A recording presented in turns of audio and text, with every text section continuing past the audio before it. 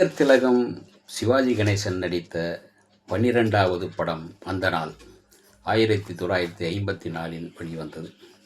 இந்த படத்தில் அவர் எதிர்நாயகனாக, வில்லனாக, கதாநாயகனாக தொடங்கி படத்துக்குள் அவர் கதைப்படி வில்லனாக துணிந்து நடித்திருப்பார். அந்த நாள் கதைப்போக்கு எப்படி இருக்கிறது என்றால், மனைவியால் கொல்லப்படுபவராக, ஒரு கொடிய அதாவது தேச துரோகியாக காட்டப்படும். மயக்குகிற கவர்ச்சி வேடத்தில் சூரியகலா, மணாளனை விட நாட்டுப்பற்றே முக்கியம் என்பவராக பண்டரிபாய், மறைந்திருக்கும் மர்ம முடிச்சுகளை புலனாய்வு செய்கிற நிபுணராக ஜாவார் சீதாராமனும், இப்படியாக அந்த கதையில் பல உத்திகள் உள்ளது. தமிழ் சினிமா உலகில் 2 பாலச்சந்தர்கள் உண்டு.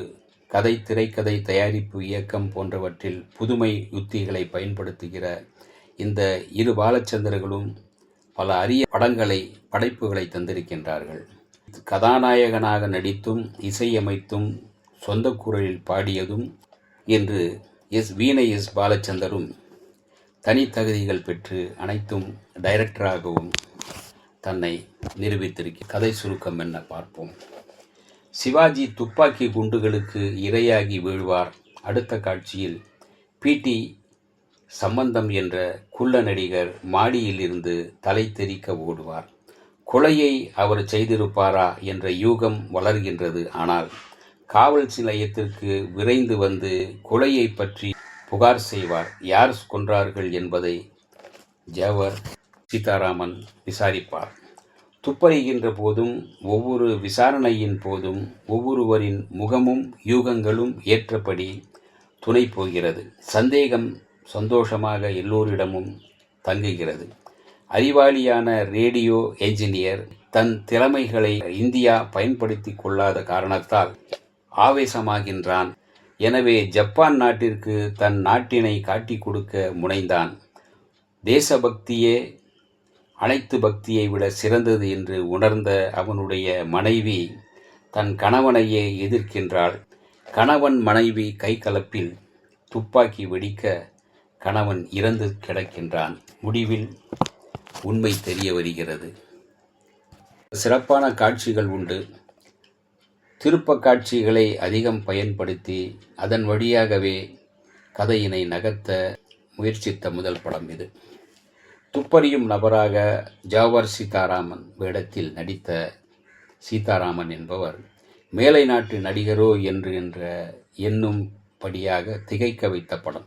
இந்த படத்திற்கு பின்புதான் அவர் அதிக படங்களில் அழைக்கப்பட்டார். அவனே கண்கண்ட தெய்வம் என்பது எல்லா நிலைகளிலும் ஏற்க முடியாது என்பதை நாட்டுப்பற்று மிக்க மனைவியால் நிரூபிக்கப்படுகிறது. சிவாஜி என்கிற கதாநாயகர் இப்படத்தில் வில்லத்தனமான நடிப்பாற்றலை வெளிப்படுத்தியுள்ளார்.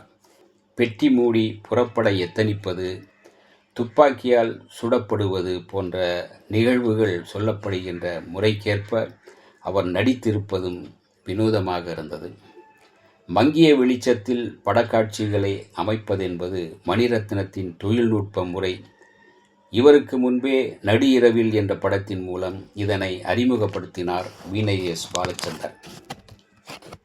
துப்பறிதல் அடுத்தென்ன ஆகும் என்பதின் உள்ள பரபரப்பு என்பவற்றுக்கு வடிவம் கொடுக்கின்ற போது உலக திரைப்படங்களின் வரிசையில் அந்த நாளும் சேர்க்கப்பட வேண்டிய படம். கொலை விசாரணையில் காலத்தை சொல்லும்போது சற்று முன் நடந்தது என்றோ 10 நிமிடத்திற்கு முன் என்றோ கூறுவது வழக்கம். ஆனால் இந்த படத்தில் 3 நிமிடம் இத்தனை வினாடி என்று ஒரு குள்ளமான மனிதன் கூறுகின்றான். அவன் ஓடி வந்த நேரத்தையும் எழுத்து பகுதி காட்டப்பட்ட நேரத்தையும் ஒன்றாக அமைத்து அவ்வாறாக கூறினார் என்பது பிரமிக்க வைக்கிறது. பாடல்களே இல்லாமல் துணிந்து இந்த படத்தை ஏவிஎம் தயாரித்திருந்தது. அந்த நாள் ஏறக்குறைய ஒரு விறுவிறுப்பான ஒரு கதையம்சம் கொண்டதால் பாடல்களின் அவசியம் இல்லாமல் போய்விட்டது. வாழ்க்கை படத்தில் முதலில் தேர்ந்தெடுக்கப்பட்டவர் பண்டரிபாய் தான். அவருக்கு தெலுங்கு தாய்மொழியாக இருந்ததால் தமிழ் சரியாக உச்சரிக்க வரவில்லை. அவருக்கு பதிலாக வைஜெயந்திமாலா வாழ்க்கை படத்தில் கதாநாயகியாக நடித்தார்.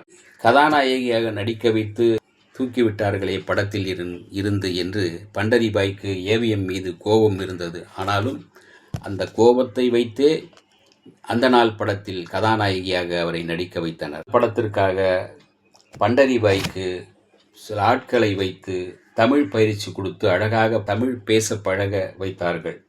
பண்டரிபாய் கதாநாயகி ஆனார். அவரும் பேசிய தமிழும் அழகாகவே இருந்தது. அதனால் இந்த படம் எங்கும் பேசப்பட்டது. புதுமையான கதை, தொழில்நுட்ப தேர்ச்சியும் நாட்டுப்பற்றும் கொண்ட மையக்கரு, கல்லானாலும் கணவன் புல்லானாலும் புருஷன் என்கின்ற மரபை உடைத்து கணவனே ஆனாலும் தாய் நாட்டுக்கு துரோகம் செய்தால் அவனை கொன்று விடுவேன் என்பதுதான் இந்த படத்தின் மையக்கரு. அருமையான படமாக அமைந்தது. இதனால் பாராட்டை பெற்றது, பரிசும் பெற்றது. இந்த வீடியோ உங்களுக்கு பிடிச்சிருந்தா லைக் பண்ணுங்க, ஷேர் பண்ணுங்க, கமெண்ட் பண்ணுங்க, சப்ஸ்கிரைப் பண்ணுங்க, மறக்காம பெல் ஐகானை கிளிக் பண்ணுங்க.